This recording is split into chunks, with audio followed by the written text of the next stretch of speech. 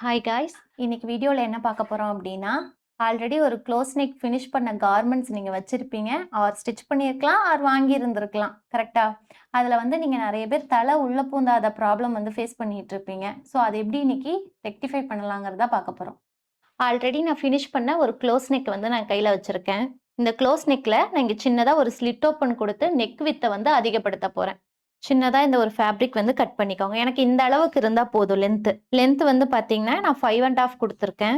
Width வந்து 3 inch. In case எனக்கு இன்னும் ஜாஸ்தி எனக்கு அந்த ஸ்லிட் ஓப்பன் வேணும் அப்படின்னா, நீங்க ஜாஸ்தி கூட குடுத்துக்கலாம். ஸோ ரெடி மெஷர்மென்ட் வந்து என்னன்னு பார்த்தீங்கன்னா, 4 1/2 விட்த் வந்து 2 இன்ச். இந்த கேன்வாஷ் உள்ள வைக்கும்போது எல்லா சைடுமே வந்து 1/2 இன்ச் இருக்கணும் ஃபேப்ரிக். லென்த் 4 1/2 இருக்கு. விட்த் 2 இன்ச் இருக்கு.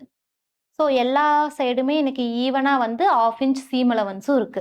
இதை நான் எதில் கொடுத்துருக்கேன் அப்படின்னா, ஃபியூசிங் பேப்பரில் கொடுத்துருக்கேன். நம்ம சுடிக்கு வைக்கிற ஃபியூசிங் பேப்பர் இருக்கு இல்லையா, அதில் வந்து கொடுத்துருக்கேன். ஸோ இதை சென்டரில் வச்சுட்டு ஃபேப்ரிக்கை ஃபியூஸ் பண்ணிட்டேன்.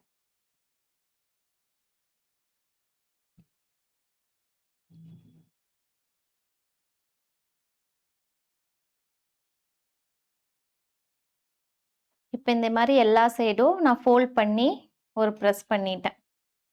இதோடைய 2 இன்ச் நான் வித்து கொடுத்தேனா, ஸோ 1 இன்ச்சுக்கு சென்டர் லைனும் மார்க் பண்ணிட்டேன்.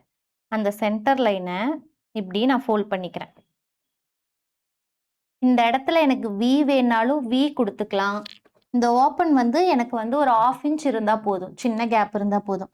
ஸோ இங்கேருந்து 0.25 வந்து மார்க் பண்ணிட்டேன். லென்த் வந்து ஒரு 3 இன்ச். ஸோ இந்த 0.25ம் இந்த லென்த் வந்து இந்த 3 இன்ச்சும் மார்க் பண்ணேன் இல்லையா, இந்த மாதிரி ஸ்ட்ரைட்டாக ஒரு லைன் வந்து வந்துட்டேன். அதே மாதிரி ஓப்பன் பண்ணிட்டேன். இந்த சென்டர் லைன்லேருந்து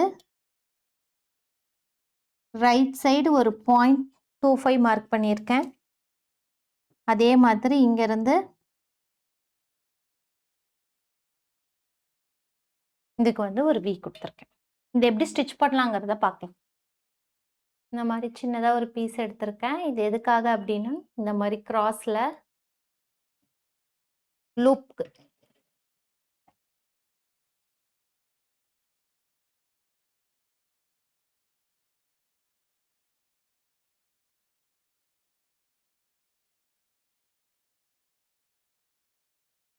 இந்த லூப்பை வந்து டர்ன் பண்ணிப்போம்.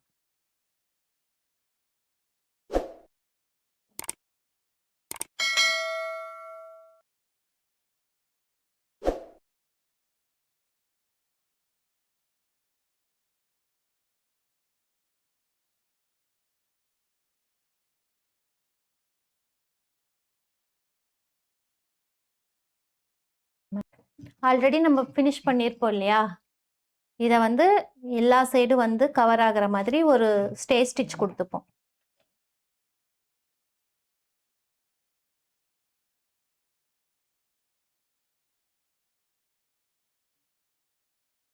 இந்த லைனை வந்து மேலே ஒரு ட்ரா பண்ணிக்கிறேன்.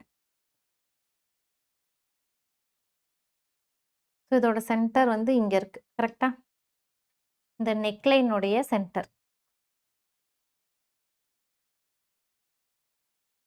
நெக்லைனுக்கு சென்டர் மார்க் பண்ணிட்டு இந்த சென்டரை இந்த நெக்லைனுடைய சென்டரில் வச்சு பிளேஸ் பண்ணணும்.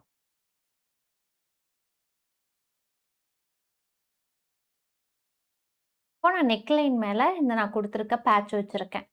இது வந்து ஃபேப்ரிக்கோடைய ரைட் சைடு வச்சுருக்கேன். இதை நான் இது மேலே வச்சு ஸ்டிச் பண்ணி ஃபேப்ரிக்கோட பேக் சைடு வந்து டேர்ன் ஆகும். ஸோ இந்த லூப்புமே வந்து இதை நான் ஸ்டிச் பண்ணும்போதே வச்சு ஸ்டிச் பண்ணிவிடுவேன். ஒரு 2 இன்ச் கட் பண்ணி நான் ஒரு லூப் வந்து எடுத்திருக்கேன். இப்போ இந்த லூப்பை நான் 2ஆக வந்து ஃபோல்ட் பண்ணிட்டேன். இப்படி ஃபோல்ட் பண்ண இதை இந்த வி இருக்கு இல்லையா, இந்த வியோடைய ஸ்டார்டிங்கில் இதை நான் வைக்கிறேன். கரெக்டாக இந்த ஸ்டிச் வந்து இங்கே கவர் ஆகணும். பேக் சைடு பார்த்தீங்கன்னா இந்த ராயேஜ் எதுவும் தெரியக்கூடாது. ஓகே, இந்த மாதிரி நல்லா ஸ்டார்டிங் ஒரு பேக் டக் போட்டு அப்படியே இந்த ஷார்ப்ல எடுத்துட்டு வரணும். ஷார்ப்ல ஒரு நல்ல ஒரு பேக் டக் கொடுத்துட்டு டேர்ன் பண்றப்ப அகைன் ஒரு பேக் டக். எதனால இந்த பேக் டக் கொடுக்குறோம்னா, நெறைய ட்ரெஸ்ஸஸ் வந்து தலை உள்ள போகும்போது, இந்த ஃப்ரண்ட் நெக் லைன்லலாம் அந்த கரெக்ட்டா அந்த ஷார்ப் மட்டும் கிழிஞ்சிட்டு வந்துரும். ஸோ இந்த மாரி நம்ம டேக் குடுக்கும்போது வந்து சீக்கிரம் ஃபேப்ரிக் வந்து அந்த இடத்துல கிழியாது. எண்ட் பண்றப்பயும் வந்து நான் டேக் பண்ணிட்டேன். இந்த வீலயே 2 சைடும் டேக் பண்ணியிருக்கேன். இங்க 2ம் நல்லா டேக் பண்ணியிருக்கேன்.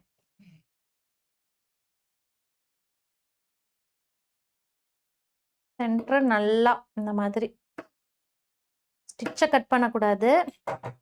நல்லா இந்த மாரி கட் குடுத்துட்டு ஸோ நீங்க சென்டர் லைன கட் பண்ணியிருக்கேன். இந்த சைடு 0.25 இருக்கு. இந்த சைடு 0.25 வந்து இருக்கு.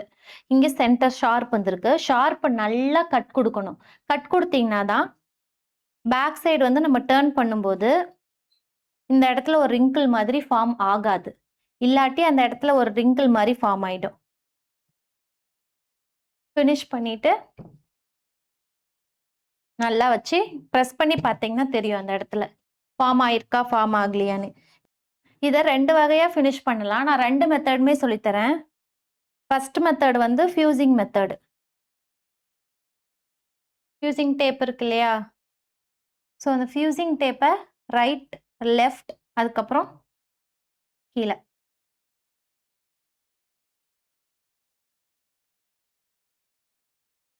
ஃபியூசிங் வச்சுட்டு இத அயர்ன் பண்ணீங்க அப்படின்னா, இது நல்லா ஃபிக்ஸ் ஆயிக்கும்.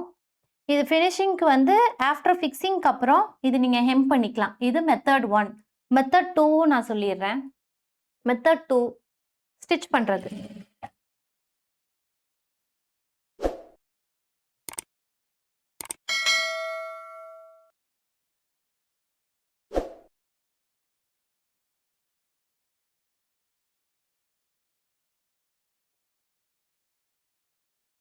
இந்த மாரி ஸ்டிச்சிங் வேணுனாலும் ஸ்டிச்சிங்கும் பண்ணிக்கலாம். ஸ்டிச்சிங் போடுறப்ப பேக் சைடு நம்மளுக்கு ஹெம் பண்ண தேவையில்ல. ஓகே 2வது மெத்தடும் நம்ம பார்த்தாச்சு. இந்த லூப்பும் வந்து இந்த பட்டன்ஸ்க்கு ஏத்த மாரி அவ்வளோதான்.